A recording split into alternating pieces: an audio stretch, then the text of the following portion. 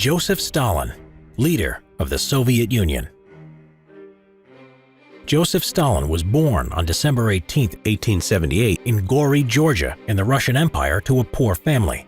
At age 7, he caught smallpox, leaving him with a pockmarked face. Joseph's mother was a devout Russian Orthodox Christian and wanted him to become a priest. In 1895, she sent him to study in Tiflis, the Georgian capital. However, he started reading the writings of Karl Marx and Vladimir Lenin after joining a secret organization which wanted Georgian independence from Russia. In 1901, he joined the Social Democratic Labor Party and organized protests and strikes for the revolutionary movement against Tsarism. A year later, he was arrested for coordinating a strike and sent to prison. Stalin would join the Bolshevik Party and use guerrilla warfare during the Russian Revolution of 1905. He impressed the party's leader Vladimir Lenin in his ability to organize meetings and strikes, as well as his ruthless techniques to raise money for the party by kidnapping and robbery. In 1907, he stole 250,000 rubles in a bank robbery in Tiflis to fund the cause. Around this time, he adopted the name Stalin, which means steel in Russian, or man of steel. During the Russian Revolution in 1917, Stalin ran the Bolshevik newspaper Pravda. By October, the revolution was over, and the Bolsheviks were in control. A civil war then followed with a Bolshevik victory. In 1922, Stalin was appointed General Secretary of the Communist Party, and he manipulated his role so that he was in a powerful position. Lenin died in 1924, and it was assumed that Leon Trotsky would be the next leader, but Stalin would make sure this wouldn't happen. He had Trotsky and other threats to his future leadership removed from the Central Committee and exiled. Eventually, Stalin was effectively dictator of the Soviet Union. In the late 1920s, Stalin would aim to turn the Soviet Union into a modernized, industrialized country, and he wanted it done rapidly. He developed 3 5-year plans between 1928 and 1938. Coal, oil, steel, and electricity production massively increased, but workers who failed to achieve their ambitious targets for production were executed or sent to the gulags. He also introduced collectivization to increase food production, seizing land originally given to the peasants and reorganizing it into collective farms. Mass famine was caused as a result and millions died, but Stalin saw this as a necessary evil to achieve the ambitions of his 5-year plans and transform the Soviet Union. As Stalin created a cult of personality through culture, he became more paranoid. Everyone had to praise him, and his portrait was everywhere from schools to factories. In 1934, Stalin had party member Sergei Kirov killed because of the threat to his power. Throughout the 30s, Stalin purged Communist Party members, and 81 of the 103 generals and admirals were executed in the Red Army. 20 million citizens in the Soviet Union were sent to the gulags or executed. In 1939, Stalin made a deal with Adolf Hitler and Nazi Germany. When Germany invaded the Soviet Union in 1941, the Red Army was not prepared and suffered massive losses, and it had not helped that Stalin had purged many talented officers during the 30s. Stalin refused to leave Moscow as the German forces moved further east. In 1942, the Red Army at Stalingrad were told not to give the city to German forces and to defend it at all costs, as the city bore Stalin's name. This was the turning point in pushing the Nazis back, and soon the Red Army was liberating Eastern Europe all the way to Berlin. The Yalta and Potsdam conferences in 1945 between the Soviet Union, USA, and Britain was tense. With the use of the atom bomb, the Allies did not need the help of the Soviet Union in defeating Japan. Stalin felt betrayed, and with the rivalry between the ideologies of capitalism and communism reignited, he grew more suspicious and paranoid of the West. The Cold War had begun. East Berlin and Eastern Europe, which were occupied territories by the Soviet forces, were transformed into satellite states, forming a bulwark between the Soviet Union and Stalin's former allies. As his health deteriorated in the early 1950s, and after an attempted assassination, Stalin's paranoia increased even to the doctors looking after him, which he had tortured to confessions of poisoning. He also ordered the head of the secret police, Lavrenti Beria, to investigate a new purge of the Communist Party, panicking members of the Politburo into wondering if they would be executed. Before this could happen, Stalin died of a stroke on March 5, 1953. At his funeral, huge crowds gathered to pay their respects, and 500 people were crushed as a result of people surging forward. After a power struggle over who would be the next leader of the Soviet Union from the inner circle, Nikita Khrushchev succeeded Stalin. While he was a Stalinist, he would denounce the dictator and reform Stalin's policies of terror and fear during a de-Stalinization process. Gulags, the Soviet Union. Gulags, or Main Administration of Corrective Labor Camps, were forced labor camps in the Soviet Union, created under Vladimir Lenin after the Russian Revolution, but made famous during the Stalin era. Prisoners would come into the gulags in large numbers during the years of collectivization of Soviet agriculture from 1929 to 1932, the peak of Stalin's purges during the late 30s and after World War II. Rich peasants called kulaks, criminals, Axis prisoners, dissident intellectuals, political and religious prisoners, and even innocent people were sent to the gulags as threat to Stalin's regime. Most of the gulag camps were located in the bitter cold wilderness of Siberia. The camps would be surrounded by barbed wire and fencing, with guard towers watching over any potential escape attempts. As well as the cold, disease, hunger, and violence were a common, everyday occurrence. Overcrowding was a big problem in the camps, and barracks were tightly packed, with lice infestations and poor heating. Prisoners were made to do forced labor such as chopping wood, mining, or constructing industrial projects. Refusal could result in starvation or execution. Some prisoners, rewarded with better rations, were also chosen as informers to report on the behavior of fellow inmates. For misbehaving prisoners, the guards would put them in solitary confinement cells, which were extremely cold and damp, with rations every few days. The odds of survival were low. Millions of Soviet citizens were sent to the gulags for going against Stalin's hardline communist rule in a time of paranoia. Following Stalin's death in 1953, gulags became less harsh, and many prisoners were freed, reducing gulags in size significantly, but the system would exist all the way up until the Gorbachev era. Punishment in the Congo Free State under Leopold II, the 19th century. The horrific atrocities that took place in the Congo Free State are often compared to the Holocaust, with King Leopold II of Belgium being compared to the Nazi leader Adolf Hitler. Between 1885 and 1908, Leopold II personally ruled the Congo in sub-Saharan Africa, which was largely unexplored at this time, as only the coastal areas had been claimed by other European countries. He named it the Congo Free State, which is rather ironic when you realize what went on there. The local population was anything but free. In order to acquire the Congo, in 1879 the king sent Henry Morton Stanley to survey the Congo River Basin area. He was a journalist and an explorer who, like the king, saw great economic possibilities in Africa. Under the guise of the King's Holding Company, which laughingly was devoted to free trade and the suppression of the slave trade, he established trading outposts along the navigable river, along with fortified military posts, built roads and bridges, and made treaties with over 500 Congolese chieftains. In return for putting their marks on the mysterious pieces of paper, the chiefs unwittingly accepted the flag of the Congo Association and only received cheap trinkets, bags of salt, and lengths of cloth for their trouble. The king found the perfect political moment to acquire the Congo during the Berlin Conference of 1884 to 1885. By now, many explorers were going to Africa to claim vast areas of land on behalf of their own country, and this had become known as the Scramble for Africa, and was leading to the carving up of the continent by the major powers.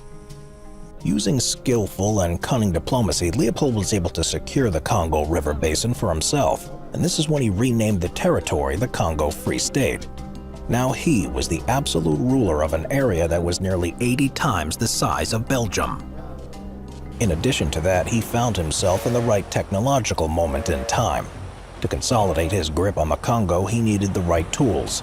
These tools hadn't been available to the colonists of old, but proved to be crucial now. A few thousand men were, with these tools, able to dominate a land holding 20 million Africans. The first of these modern tools was the weaponry. The primitive muzzle loaders were replaced by the new breech-loading rifles, such as the Albini, and if the Congolese wanted to resist, they could only obtain the former weapons, plus the traditional bow and arrow and the spear.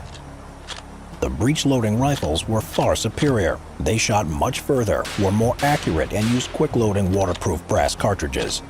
Also, firing guns in the rain would no longer be a problem, as it had been when using gunpowder.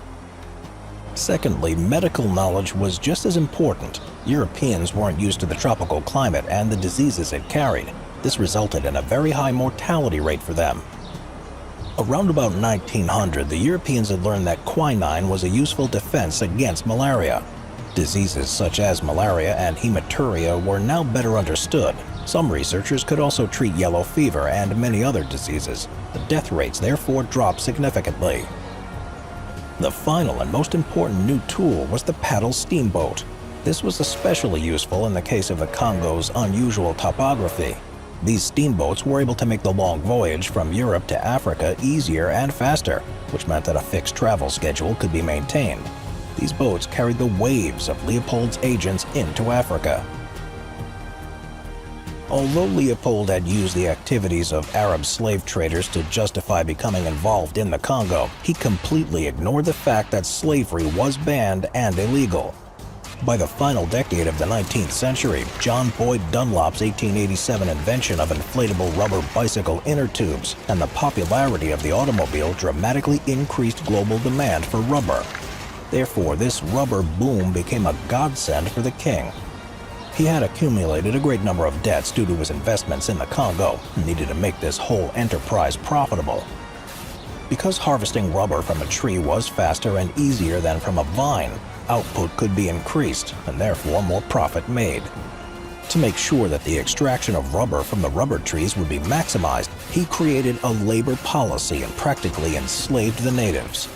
This policy is known by critics as the Red Rubber System, in reference to the African blood that was shed during this period.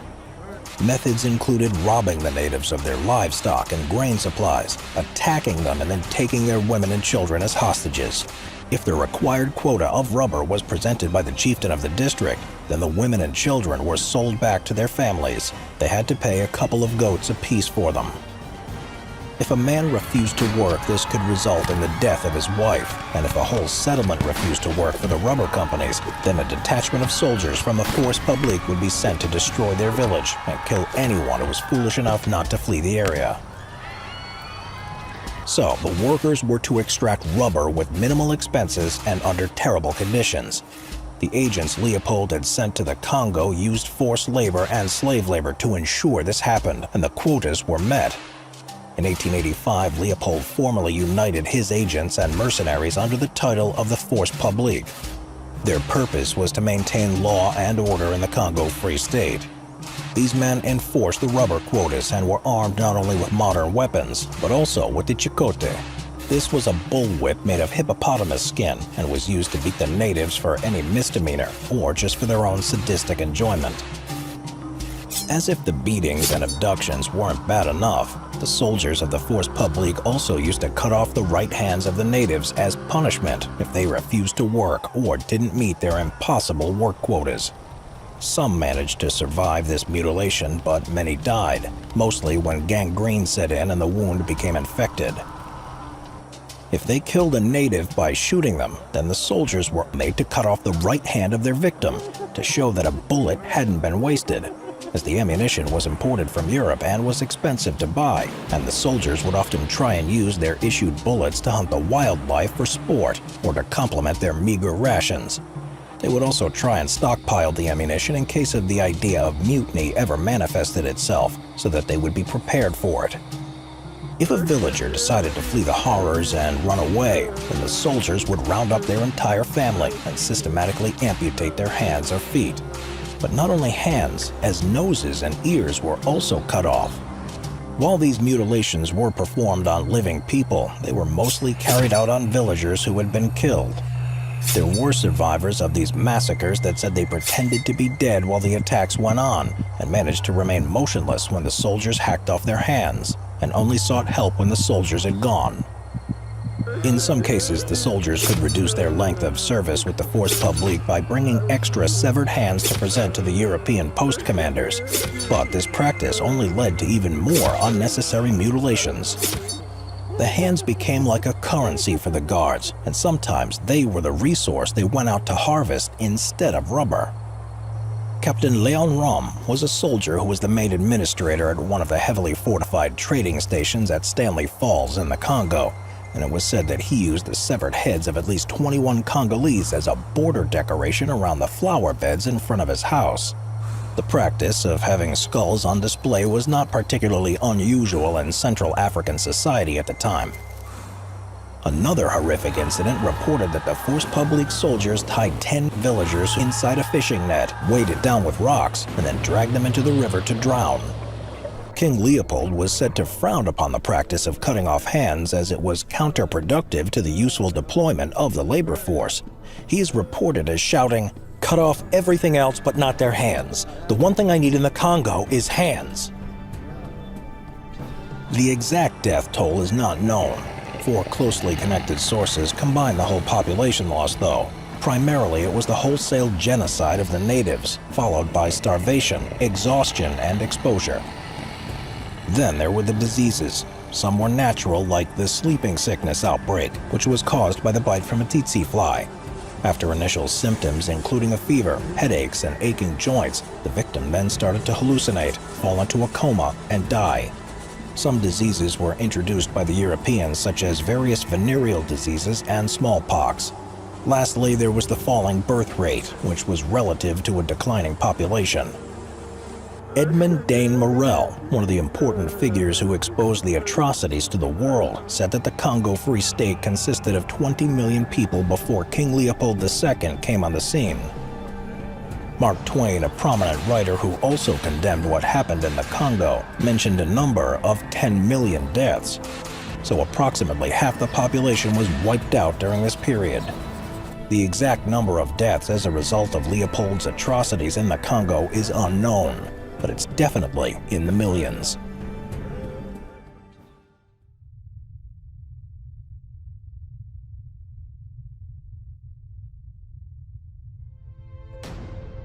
The Great Leap Forward, 1958 to 1962. In 1949, the Communist Party of China had emerged victorious after a brutal and bitter civil war.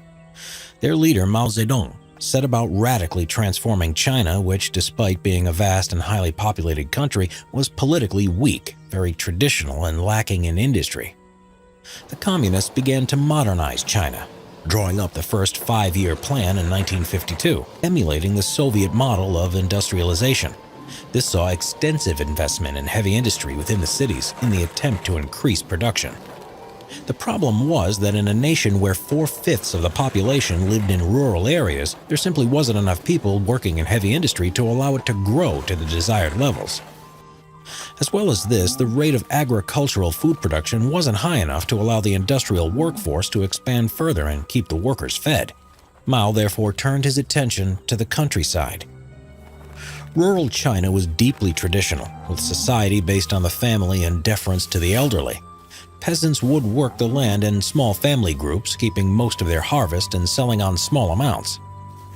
For Mao, seeking to build a communist society in which everyone worked for the state, and a nation which could rival the USA and USSR, this needed to change. Land reform, where estates had been taken from rich landowners and redistributed to the peasants, had taken place shortly after the communists had come to power. Collectivization, where peasants lost their own pieces of land and instead worked for wages on land owned by the state, had also begun to take place. Mao believed this wasn't enough to expand both agricultural and industrial production, and instead introduced the second five-year plan in 1958. This would become known as the Great Leap Forward. The Soviet model of development was now rejected. Agricultural and political decisions were decentralized.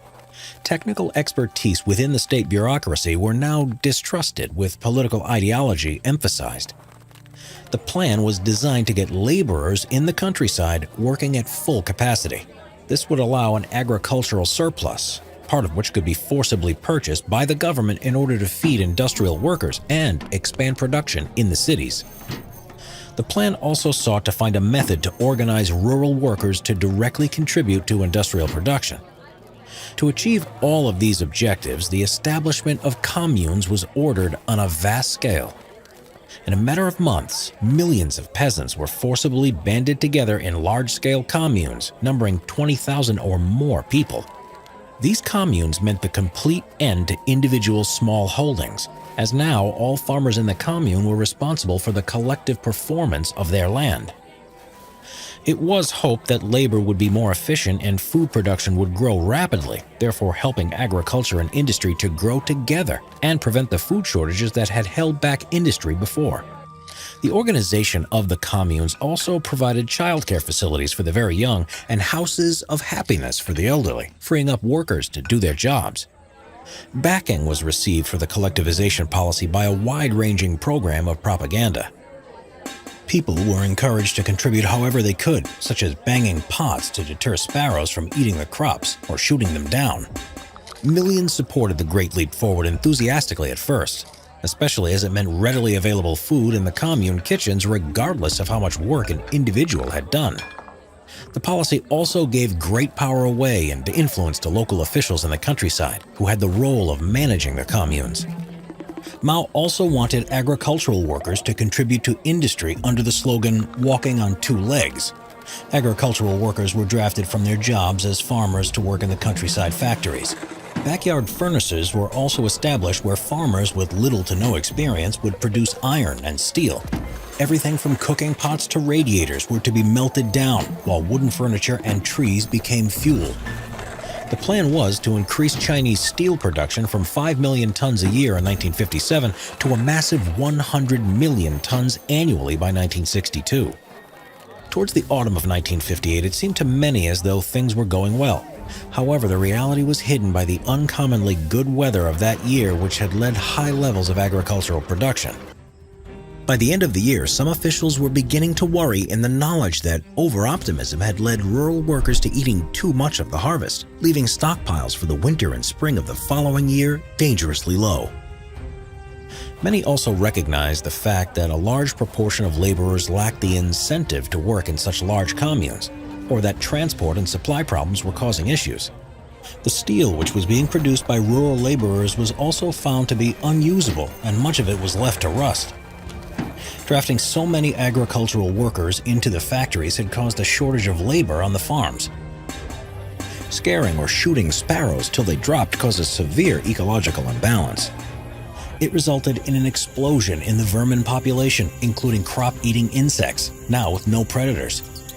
Deep plowing was another policy that caused great harm to crops. Instead of planting seeds in the normal shallow depths, they were to be planted 5 feet or 1.5 meters deep into the soil and extremely close together. The result was that this severely stunted the growth of the seeds due to overcrowding. Mao soon began to talk of scaling back the Great Leap Forward.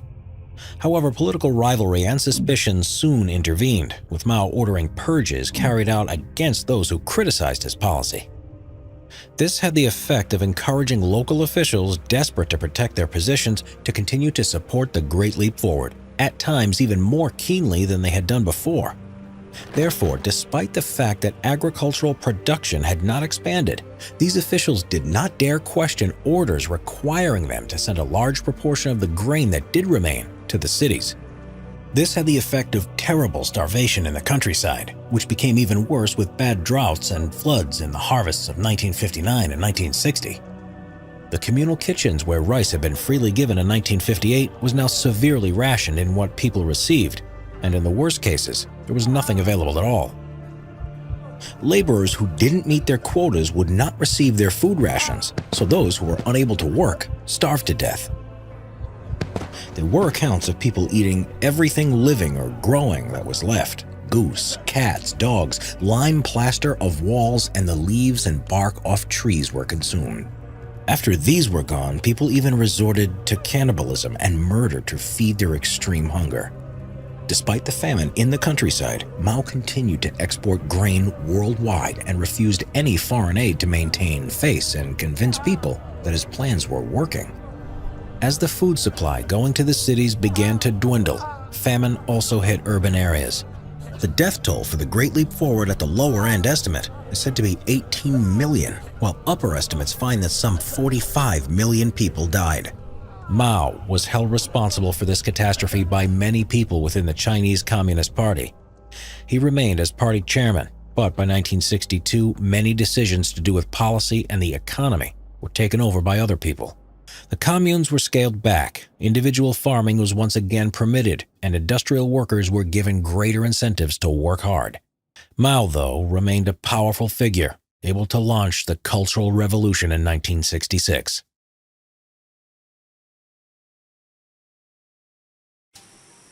King Leopold II and the Congo Free State. The cruel Congo colony. Between 1885 and 1908, the Belgian King Leopold II personally ruled the Congo Free State, which was also known as the Independent State of the Congo. Because he ruled the state personally, he had total control of its resources and had to answer to no one. In 1865, King Leopold II succeeded his father, King Leopold I, to the Belgian throne. The Belgian nation was a young one, created in the aftermath of the revolutions of 1830. It recently had broken away from the Netherlands and was recognized as a neutral and constitutional monarchy. Belgium experienced great industrial development and colonial expansion during Leopold's reign, and he is mainly remembered as the founder and sole owner of the Congo Free State. The brutal exploitation of the Congolese population in his pursuit of resources like ivory and rubber are infamous. The king believed that without a colony, a country could never achieve any historical significance. And in addition to that, he believed a colony would have great economic possibilities and could help spread Western civilization. Underneath this, as a constitutional monarch, Leopold II had no real power in Belgium, so it could offer him a way to gain more power and enrich himself. However, his government disagreed with him. They considered colonialism to be anachronistic and were therefore not interested in pursuing his colonial dreams. The king knew he couldn't count on their support and had to think of another way. His eyes were set on the Congo in sub-Saharan Africa, which was largely unexplored in the mid-19th century and was mostly unclaimed by European countries, except for the coastal areas. King Leopold II developed a new strategy to obtain the Congo. In 1876, he helped organize a geographical conference in Brussels so that his operations would be legitimized. There, he proposed the creation of a holding company named the Association Internationale Africaine, later known as the Comité d'études pour le Congo, and finally as the Association Internationale du Congo from 1879. The AIA would provide a front for his colonial activities. That way, he would have a recognized and philanthropic platform. As its mission, Leopold pledged to suppress the East African slave trade, guarantee free trade with the colony, and promote humanitarian policies. This was to distract critics and justify Leopold's ambition on the Congo. In 1878, the king found a journalist and explorer who also saw great economic possibilities in Africa, named Henry Morton Stanley. Stanley had been to the Congo between 1874 and 1877. The king decided to hire him to survey the Congo River area in 1879. Stanley was to build roads and bridges, establish posts along the navigable river, and he had to make treaties with the Congolese chiefs. His exploration was under the guise of Leopold's holding company, which was devoted to free trade and the suppression of the slave trade. Stanley returned in 1882 and had concluded treaties with over 500 chiefs. These chiefs did not have a true idea of what they had signed and only received a few yards of cloth or a few trinkets in exchange for putting their marks on his mysterious papers, and thus accepting the flag of the Congo Association. King Leopold II was not the only person to see great opportunities in Africa. Many explorers went there trying to claim pieces of land. This became known as the Scramble for Africa and led to the division of Africa at the Berlin Conference from 1884 to 1885. Here, Leopold used skillful and cunning diplomacy and played the major powers against each other. He managed to get the Congo River Basin and change the name of the territory to the Congo Free State. Now, he was the absolute ruler of the basin, which was 8 times the size of Belgium. Europe had no way to enforce the general agreements made at the conference, which included further steps to root out slave trade and the protection of the rights of the local people. As the enforcement of these agreements was therefore impossible, Leopold was determined to make the Congo commercially profitable. Therefore, he ignored the fact that slavery was banned. The world was demanding rubber for the growing bicycle and automobile industry, and much of the resource was found in the Congo. The local people were put to work to collect the rubber and were to meet inhumane quotas under impossible conditions. The natives were to slash the vines and lather their bodies with the rubber and then scrape it off into the baskets. If these quotas were not met, horrible consequences would follow: beatings with a shikot whip, mutilation, or death. Those who refused to provide labor, rubber, or ivory met with the same fate. Leopold had set up his own private army, the Force Publique, to enforce these quotas and suppress any uprising. They were recruited or conscripted from tribes in the Okongo, Zanzibar, and British West Africa. As proof that they had killed a villager who didn't fulfill their quota, these soldiers were required to sever the hands off to show their officers, one hand for every bullet used. This was because the officers were concerned that ammunition was being wasted on hunting animals for sport. Desperate measures were taken, as the quantity of chopped off hands could pay for an unfulfilled rubber quota. There were even small wars between villages to provide enough hands, and soldiers would cut them off from villagers dead or alive. Léon Rom was the brutal administrator who was in charge of the Force Publique. He was known to decorate his flower bed with the severed heads of his victims and kept a gallows outside his house at Stanley Falls. While choosing to maximize his short-term economic gains, Leopold II exhausted the resources and enslaved the people. He managed to gain a serious income from this and amassed a personal fortune. But this was not enough to make it profitable, and more investments were needed. In 1889 and 1895, the king borrowed money from his own government. In return, the government would get the right to annex the Congo in 1901. That year, the government decided not to use that opportunity, and Leopold could continue his exploitations. The atrocities became clearer and clearer starting in 1890. That year, George Washington Williams, who was an African-American Baptist minister, made a trip across the Congo Free State. He was shocked by what he saw and wrote an open letter to the king condemning the brutal and inhumane treatment of the locals. He said that the crimes committed were done in the king's name, and even though he hadn't set one foot in the Congo, he would still be just as guilty. Unfortunately, Williams died on the way home, and therefore the king didn't feel compelled to investigate the accusations. But after this letter, other reports soon followed. A public outrage in the beginning of 1904, after European press revelations of what actually was going on in the Congo, led to an international protest movement. Prominent writers such as Arthur Conan Doyle and Mark Twain took part in these condemnations. Twain wrote a pamphlet called King Leopold's Soliloquy, and Doyle later in 1909 published The Crime of the Congo after supporting the campaign for reforms. Joseph Conrad visited the Congo colony, which inspired him to write the novel Heart of Darkness, and Léon Rom may have been the basis for the character of Kurtz. It is estimated that as many as 10 million people had died during the Congo Free State's existence, which was half of the population. In November 1908, it was over. The Belgian government forced the king to end his rule over the Congo Free State and give it to Belgium. Starting November 15, 1908, the Congo was a Belgian colony. China's Little Red Book.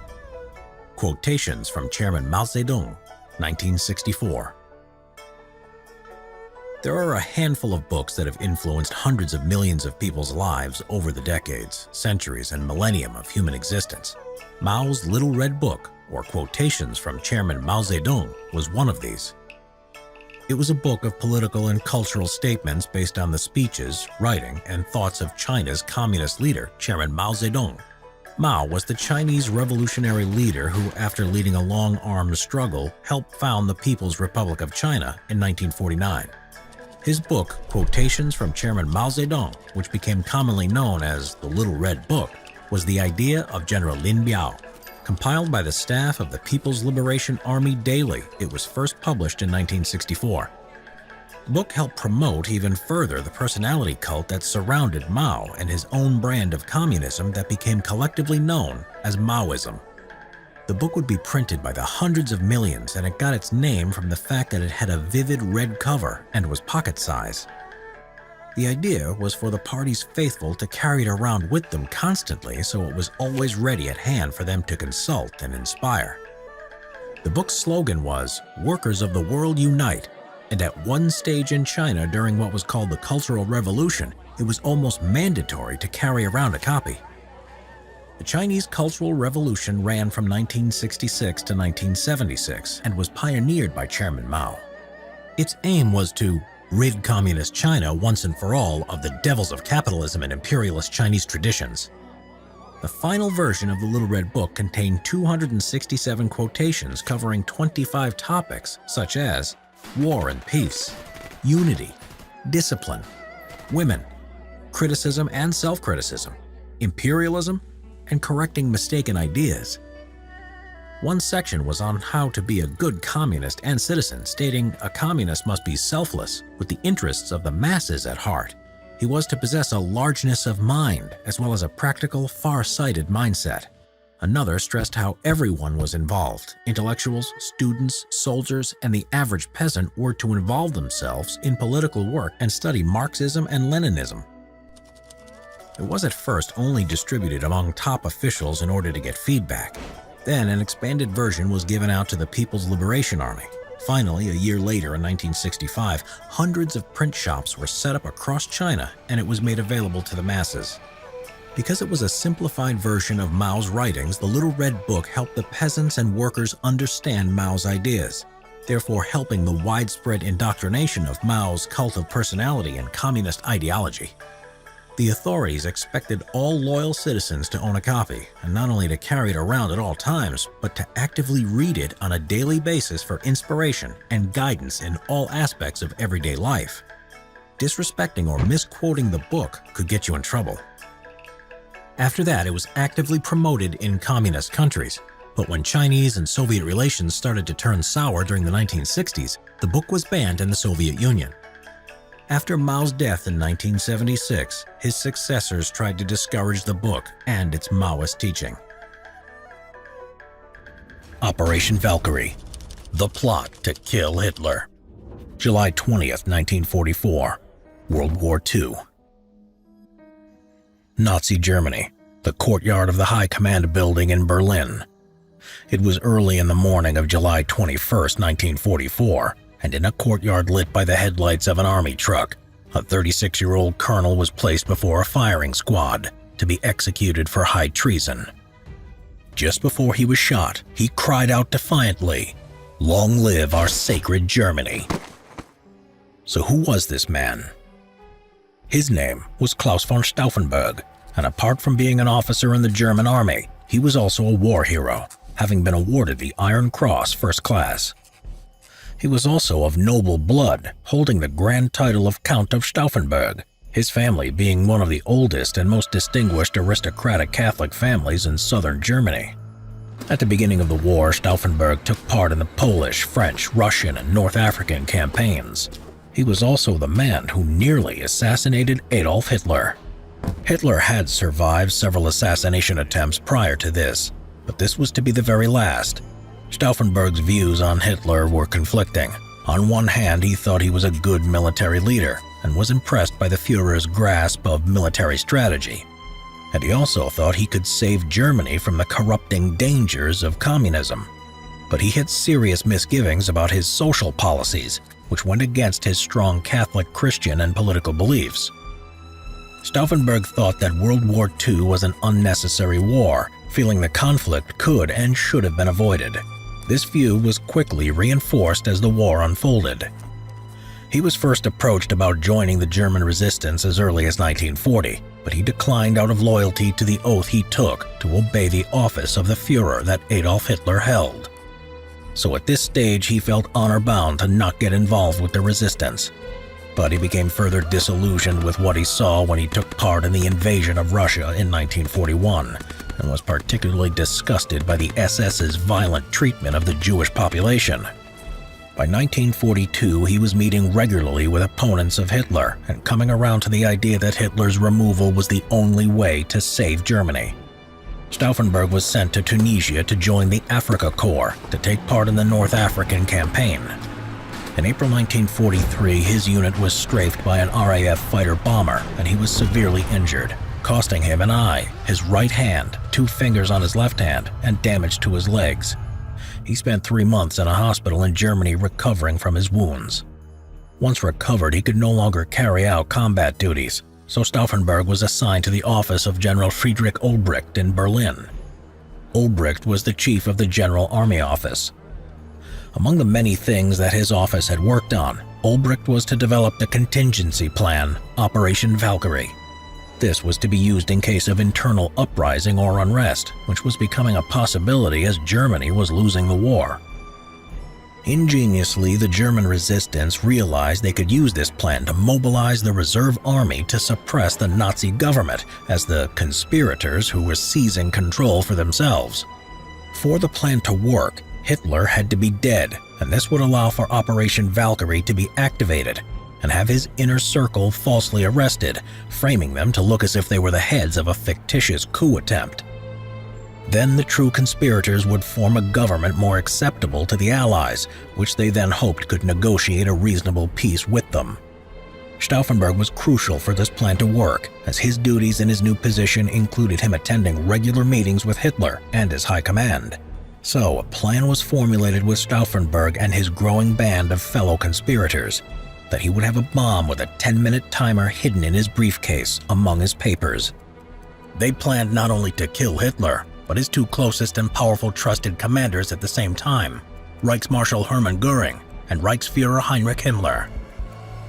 But this proved impractical, so on July 20th, 1944, they put their plan into action. Stauffenberg attended a conference at Hitler's command headquarters called the Wolf's Lair Complex in East Prussia.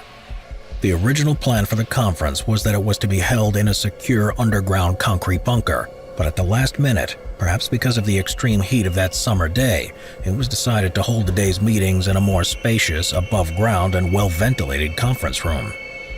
Around 20 people attended, including Hitler. Stauffenberg had already set the fuse when he entered the conference room. He then placed the briefcase under the giant oak conference table that everyone was crowded around, as Hitler was pointing to various maps. Then a prearranged phone call gave Stauffenberg the excuse that he needed to leave the room straight away.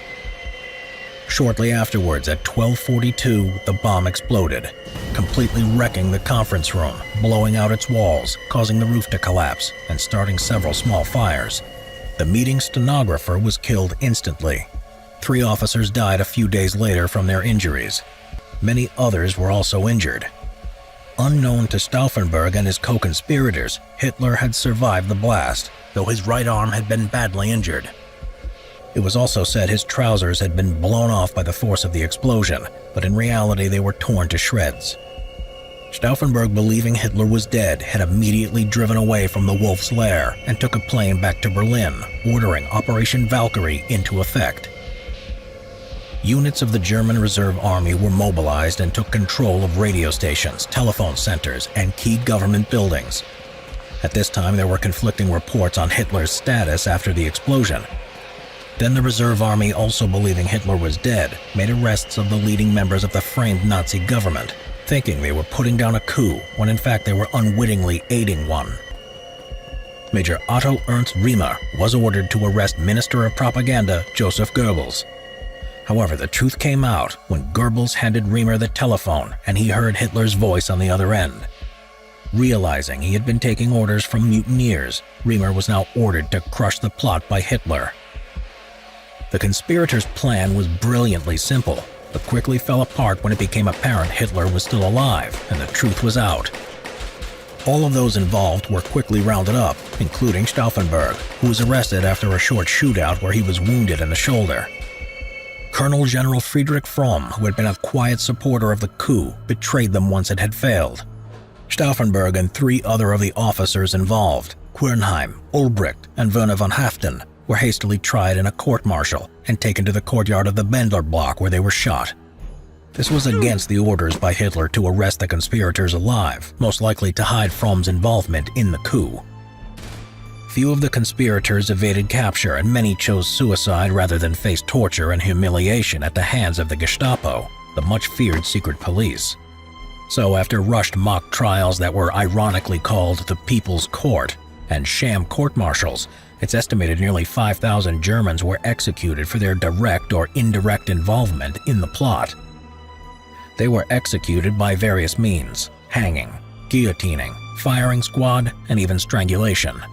Stauffenberg's own brother was one of those slowly strangled to death in a Berlin prison in August.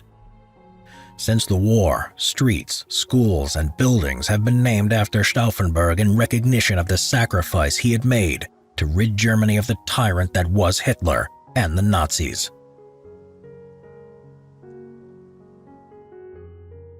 A day in the life of Stalin. Joseph Stalin, originally Ios Vissariones Dzhugashvili, was born in the small Georgian town of Gori in December of 1878. He grew up poor but excelled at school. After a brief stint in a seminary, Joseph became interested in socialist politics, inspired by the writings of Karl Marx. By 1912, Vladimir Lenin, who he had first met in 1905 at a Bolshevik conference in Tammerfors, Finland, had made him a member of the Bolshevik Central Committee. This paved the way for him to play a key role in the Bolshevik uprising of 1917, which brought about the demise of the Tsarist Russia and ultimately led to the establishment of the USSR in 1922. After the death of Lenin in 1924 and the ensuing power struggle, it was Stalin who emerged victorious, ruling the USSR with an iron fist until his death in 1953. It's believed that Stalin was responsible for the deaths of at least 6 million people, while some scholars have argued that the figure was closer to 20 million. Stalin is therefore considered to have been one of the most ruthless and notorious dictators of the 20th century. Despite the brutality of his regime and the violence often shown towards those who lived under its authority, Stalin was a crucial ally in the fight against Nazi Germany. Without the Soviet Union's role in World War II, it's very likely that the Allies would have failed in their attempt to liberate Europe from the Axis powers. At the outbreak of the so-called Great Patriotic War, Stalin increased his workday significantly. According to Field Marshal Georgy Zhukov, Stalin worked as many as 15 hours a day and took no less than 5 leading positions upon himself. These responsible roles included Supreme Commander, General Secretary of the Central Committee of the All-Union Communist Party, Chairman of the Council of People's Commissars of the Soviet Union, Head of the State Defense Committee, and People's Commissar of Defense. Aware of the mounting stress on the Supreme Commander, Zhukov was cleverly able to gauge Stalin's mood. When drawing deeply on his pipe, it meant he was in a good mood. If, however, Stalin failed to light his pipe once it was out of tobacco, it was a sign of impending anger. This understanding allowed Zhukov to deal with Stalin in a way that the other generals couldn't. It's believed that Stalin suffered from insomnia and was not an early riser. He often slept in his clothes, on a military-style camp bed in his personal residence, the Kunstvordacha. Failing any earlier emergencies that required his immediate attention, he usually rose at about 11 a.m. to receive the first reports on how the war was progressing. Stalin would have a light breakfast before spending several hours working, which involved taking reports, issuing orders, and conducting meetings either at his home in Kunstvo or at the Kremlin. Twice a day at noon and 9 p.m., he received updates from his Stavka plenipotentiaries, men who were directly overseeing the war effort. Failure to submit these reports was met by a harsh rebuke from the supreme leader, often in the form of threats against their position within the government and even against their lives. In the early hours of the evening, Stalin would head to his office, known to the regime insiders as the Little Corner, which was on the second floor of the Kremlin. From here, he would run sessions of the GKO, the Soviet State Defense Committee, which can be best compared to a war cabinet. These sessions would go on for many hours, sometimes not ending until well into the night. This was a particularly tense time of day for Stalin's underlings, both military and civilian. The dictator's paranoia became increasingly worse throughout his reign, and entry to the Little Corner was tightly controlled. No weapons were permitted, and everyone, no matter their rank, had to carry their identification papers. Visitors were encouraged to never disagree with Stalin, not to engage in small talk, and to leave his presence quickly once they had finished giving their report. The threat of arrest was ever present. At the end of Stalin's heavy workday, he would frequently invite other high-ranking members of the regime to join him for dinner at Kunstvo, often to be followed by a movie. These were not the kind of invitations that could be turned down. After his men were finally allowed to return to their homes for a few hours of much-needed rest, Stalin would end the day reading books before finally going to sleep in the early hours of the morning. Whilst Stalin had the luxury of not having to rise until late into the day, many members of the regime were not so fortunate and had to be ready for work in the early hours in order to ensure that the state ran smoothly.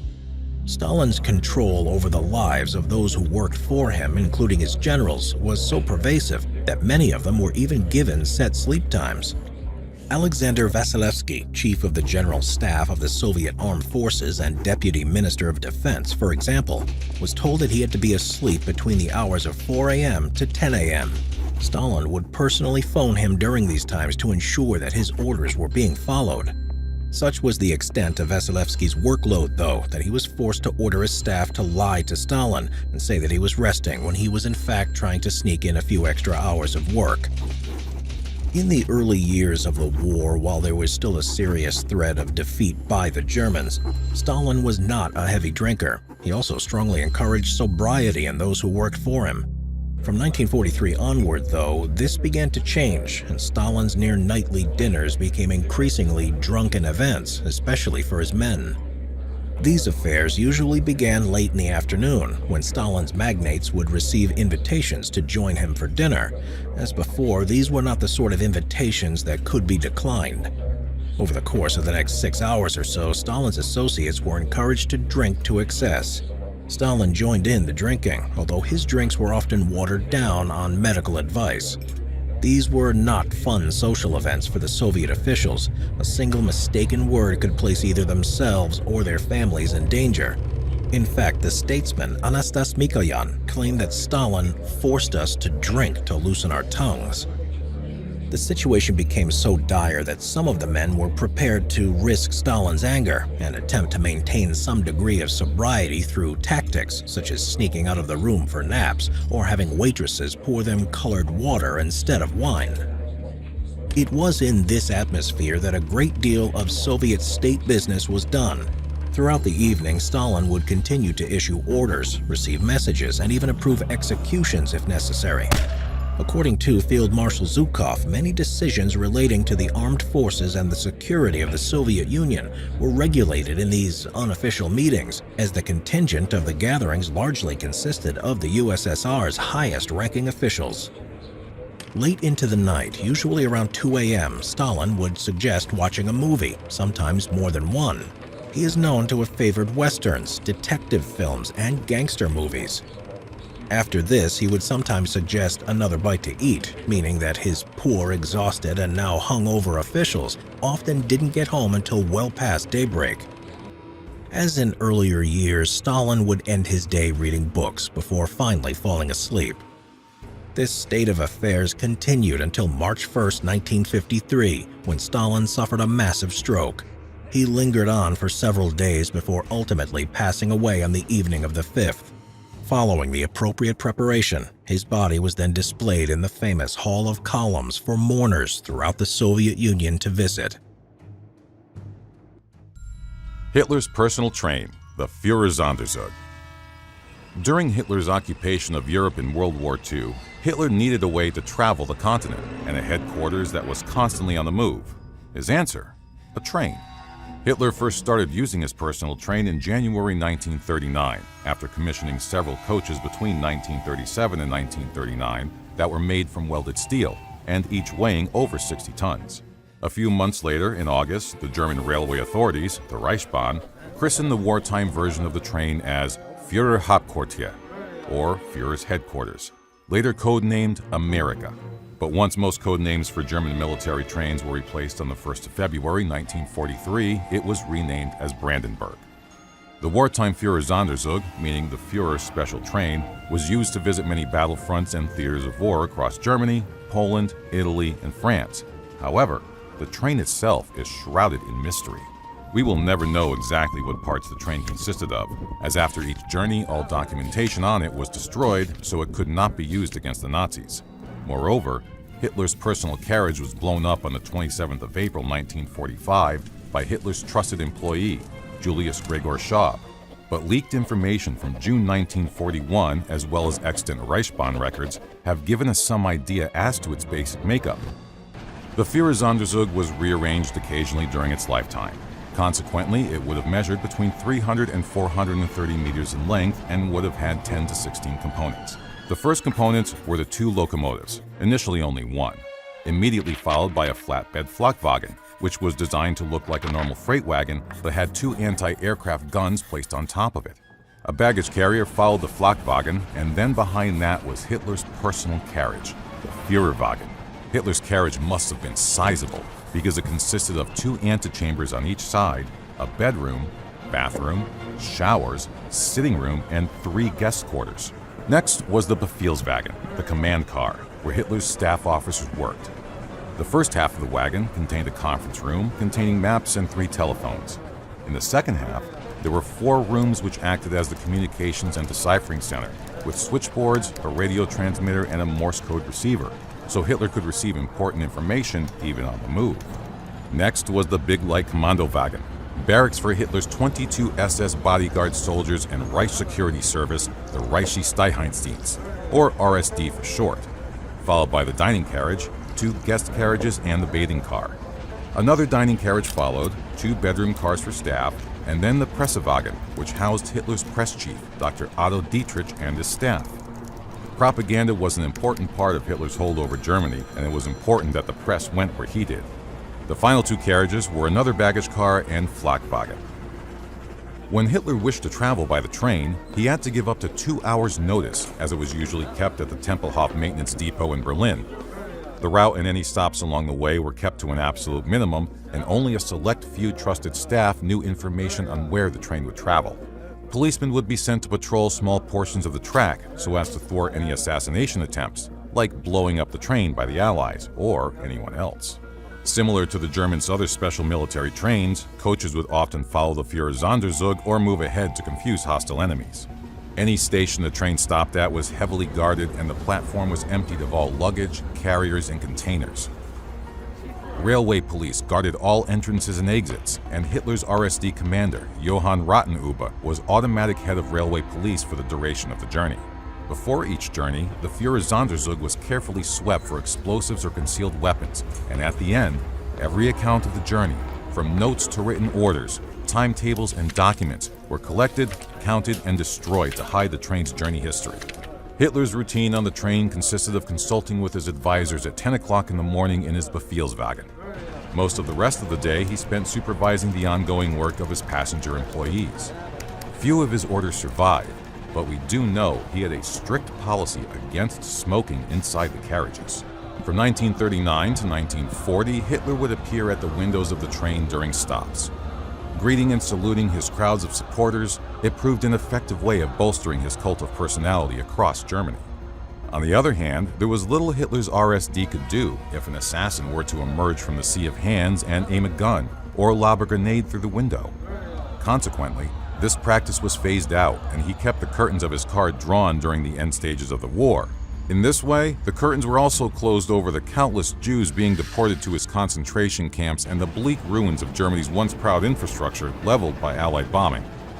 By the end of the Balkans campaign in 1941, the train was no longer classed as Hitler's mobile headquarters, although he continued to use it extensively to travel across Germany and to his multiple headquarters throughout the rest of the war. Whenever Hitler went on his private train, his car and plane would follow close behind, ready to whisk the Führer away at a moment's notice. On the 24th of October, 1940, after an unproductive meeting with the Spanish General Franco at Andaye the previous day, Hitler traveled to Montois railway station to meet the French Marshal Pétain. It was in the dining car of the Führersonderzug that the Führer and Pétain first verbally discussed a state collaboration between Vichy France and Nazi Germany. Pétain announced his collaboration to the French public 6 days later. On the 27th of August, 1941, Benito Mussolini, Prime Minister of Italy and Germany's ally, met Hitler at Anlage Süd to discuss their Soviet Union campaign. Both men traveled by train to a location where 2 reinforced tunnels were built 30 kilometers from each other. The tunnels, completed by hundreds of Polish concentration camp workers that summer, perfectly fit the special trains and could be sealed in case of attack. Hitler's Führersonderzug was parked in the Streifstoff tunnel and Mussolini's in the Steppene, and Hitler never once left the train. Each of the tunnels were 480 meters in length, 8.3 meters wide, and 12 meters high. They were reinforced with 2 meters of solid concrete, with the aim being to resist heavy aerial bombardment until support arrived. Shockingly, the enormous and expensive bunker tunnels would only be used twice by the Führer over the course of the war, the second time with Mussolini in October, 2 months later. There were multiple attempts on Hitler's life throughout the war, but one that never made it off the planning board was the British idea to bomb the Führersonderzug. The British Special Operations executives had extensive explosives training and were confident they could successfully blow up the train. The plan never came to fruition, however, as it was deemed infeasible due to Hitler's extensive preparations before his journey on board the train. His route was too unpredictable for the British to plant a bomb somewhere useful. Stations were only informed of his arrival minutes beforehand, and he would travel at irregular times to throw them off the scent. To be successful, an assassin would need immediate and secret access to all this insider information, as well as somehow avoiding the surveillance of the permanent railway guards. Once that idea had been scrapped, a short-lived plan was to instead add 768 grams of what was called eye poison to the train's kitchen water supply. Eye was a lethal substance that would only show its effects after nearly a week and had no cure. The assassin would be a foreigner, recruited to wash the train's carriages, and would find an opportunity to pour the poison into the 540-liter water tank of Hitler's private dining car. While passenger food and bottled drinks were carefully checked, the British SOE believed the tap water was not. Therefore, given that Hitler was fond of drinking tea, the poisoned water would not likely be noticed when he mixed it with milk. However, this was quickly labeled as too difficult. Hitler's last journey on the Führersonderzug was on the 16th of January 1945, when the Nazi leader left his headquarters in Alderhorst to go back to Berlin. Although Hitler tried to destroy the train by ordering the SS to blow it up, his 2 steel carriages survived the war. They were split between the USA and Britain, who later returned the parts in the 1950s. The German Chancellor, Konrad Adenauer, used some of the parts for his own train, and other bits continued to be used until 1990 before they were eventually retired. You can still see some of the remaining cars today in various museums across Germany.